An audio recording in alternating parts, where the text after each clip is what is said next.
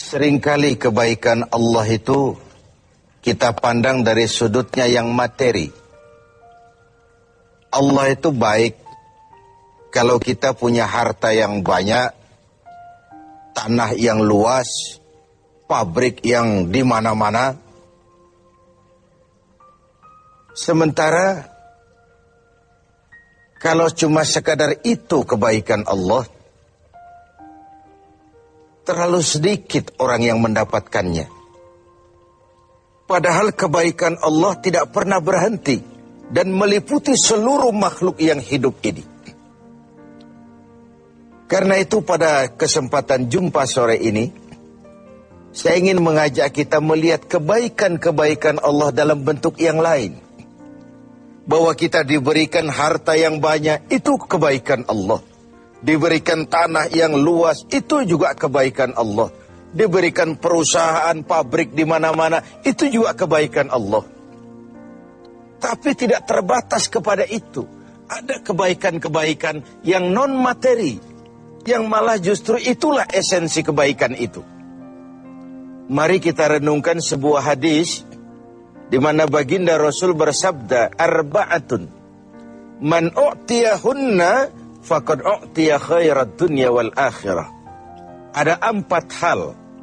Siapa yang oleh Allah diberikan keempat hal ini, sungguh dia telah diberikan kebaikan dunia dan sekaligus kebaikan akhirat. Kebaikan dunia juga kebaikan akhirat. Ini berarti belum tentu yang baik di dunia menurut kita akan berbuntut baik juga di akhirat. Tapi orang yang diberikan 4 hal ini, dia sungguh diberikan kebaikan dunia dan juga kebaikan akhirat nanti. Apa 4 perkara ini? Yang pertama, qalban syakira. Orang yang oleh Allah diberikan hati yang pandai bersyukur. Ada ungkapan, my heart is my home. Hatiku adalah rumahku. Kalau luas hati, rumah yang kecil besar rasanya. Kalau sempit hati, rumah yang besar pun kecil jadinya. Kalau hati sempit, rumah pun kecil, kiamat namanya. Orang yang hatinya pandai bersyukur, bisa mensyukuri nikmat. Dan dengan dia bersyukur, semakin bertambah nikmat itu kepadanya. Banyak orang kaya harta, tapi miskin hati.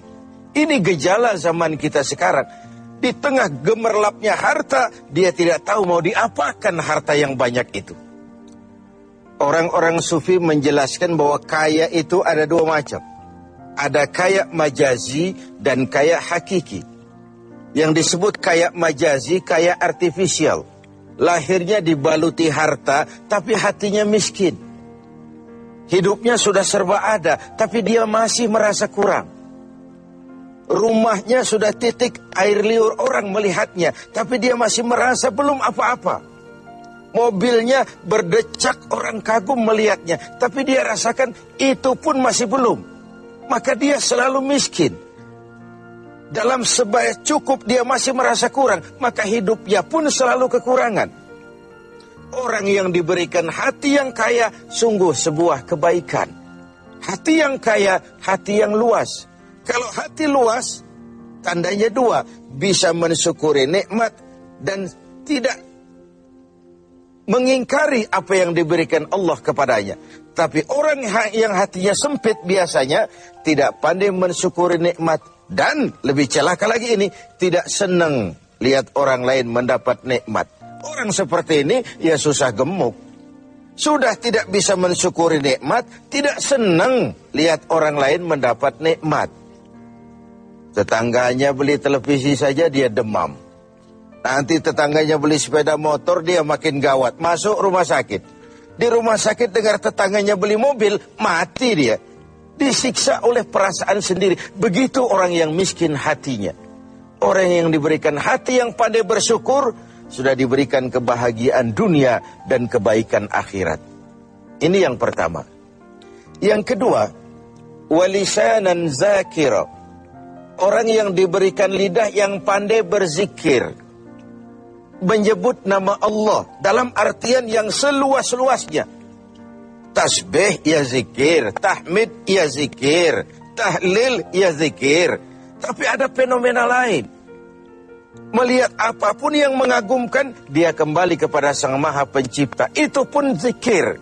Melihat semesta jagat raya, melihat bintang gemintang bertaburan di angkasa, melihat lautan luas terhampar biru membentang, melihat gunung tinggi menjulang ke angkasa, semuanya mengingatkan dia kepada Allah. Itu pun zikir. Diberikan lidah yang pandai berzikir, mengingat Allah dalam segala keadaan. Dan bukankah Islam mengajarkan seperti itu? Dari hal-hal yang paling kecil, memulai pekerjaan, bismillah. Melihat sesuatu yang hebat, Masya Allah. Melihat sesuatu yang luar biasa, Subhanallah. Terkejut, Astaghfirullah. Berjanji, Insya Allah. Semua dikaitkan dengan Allah. Inilah zikir itu. Hidup yang larut dalam alur ketuhanan.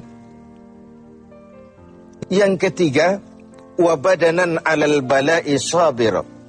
Beruntung orang, diberikan kebaikan orang, kalau dia dikaruniai badan yang tegar menghadapi bencana, tegar menghadapi cobaan, kuat menghadapi tantangan. Tantangan itu penting. So, kalau tidak ada tantangan, kita akan tidur. Cobaan juga kita perlukan. Tapi kalau kita tidak sanggup menahannya, larut oleh cobaan itu, kita akan kalah karenanya. Orang yang baik, diberikan kebaikan dunia akhirat, punya badan yang tegar menghadapi cobaan. Apa cobaan Allah? Dua macam. Satu ayat menjelaskan, وَنَبْلُوكُمْ بِالْخَيْرِ وَالشَّرِّ. Kami akan coba, kami akan uji kamu dengan yang baik dan dengan yang tidak baik. Dengan yang enak dan dengan yang tidak enak. Dengan yang menyenangkan dan dengan yang tidak menyenangkan. Bukan cuma sakit cobaan itu, sehat pun ujian. Bukan cuma miskin ujian, kaya pun cobaan. Bukan cuma tidak punya jabatan cobaan, naik pangkat pun ujian. Kita nih yang namanya ujian kan yang tidak enak saja.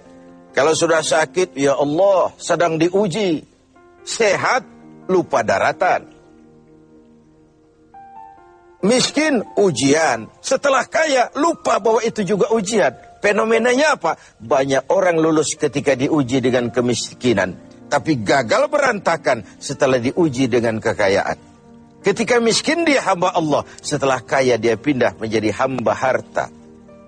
Belum pernah ada orang datang mengeluh, Pak Ustadz, saya sedang diuji oleh Tuhan. Kenapa Pak? Uang saya sedang banyak. Belum pernah. Kalau sudah bangkrut, miskin, baru merasa diuji. Bukankah sejarah syarat dengan contoh? La nufarriqu baina ahadim min rusuli. Kami tidak membeda-bedakan para rasul. Tidak ada rasul yang dianak emaskan. Semuanya diuji, semuanya ditempa, semuanya digembleng. Semuanya tegar seperti batu karang di tengah samudra. Walau tiap hari dihempas ombak, dihantam gelombang, dia tetap berdiri dengan tegar. Begitulah orang yang diberikan kebaikan oleh Allah. Lain dengan orang yang loyo, sedikit kena kesulitan seperti ayam sampar, kerakap tumbuh di batu, hidup segan mati pun tak mau. Skeptis, pesimis. Apa yang bisa kita lakukan kalau dasar hidup kita sudah skeptis dan pesimis itu tadi? Hidup ini adalah cobaan.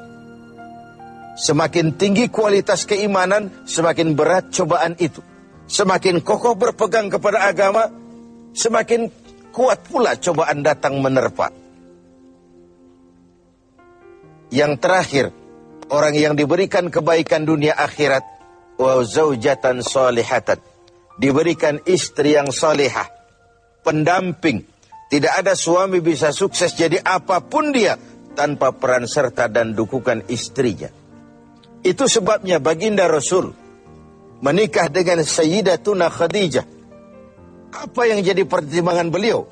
Mengawini seorang janda yang umurnya 15 tahun lebih tua pula dari beliau. Kalau sekedar memperturutkan hawa nafsu, mestinya tidak Khadijah yang dipilih oleh baginda Rasul. Mestinya Kalau istilah kita sekarang cari ABG saja. Tapi jelas baginda Rasul bukan cuma sekedar mencari istri, beliau mencari seorang pendamping. Apa bedanya ini? Tiap perempuan bisa jadi istri, memang, tapi tidak tiap istri bisa jadi pendamping. Itu dibuktikan dalam sejarah. Orang lain belum beriman, Khadijah iman. Orang lain memusuhi Nabi, Khadijah mengorbankan hartanya untuk membantu perjuangan Nabi. Saat Nabi terkena kesulitan, Khadijah tampil jadi penghibur. Khadijah tampil jadi pembela. Ketika pertama kali berhadapan dengan malaikat Jibril menyampaikan wahyu, Rasulullah gemetar seperti orang demam. Kembali ke rumah, "Zammiluni ya Khadijah." Selimuti saya Khadijah, selimuti. Kenapa bang? Barusan turun Jibril, dia katakan begini. Saya khawatir Khadijah. Khadijah mengerti suaminya mengalami semacam frozen emotional attitude. Sebagai istri yang bijak, pendamping yang baik, beliau tampil, "Kalla ma yukhzikallahu abada." Jangan khawatir bang, Allah tidak akan menyusahkan abang untuk selamanya. Tenanglah ini. Rumah tangga adalah awal kesuksesan kita di tempat lain. Karena itu, kalau diberikan istri yang solehah, itu sudah kebaikan dunia dan kebaikan akhirat. Seorang pejabat yang jujur, polos, lugu, sederhana, bisa jadi koruptor ulung kalau dikipas-kipasi oleh istrinya. Suami-suami yang berstatus DKI, di bawah kekuasaan istri. Tidak lagi sebagai pendamping, tapi sudah menjadi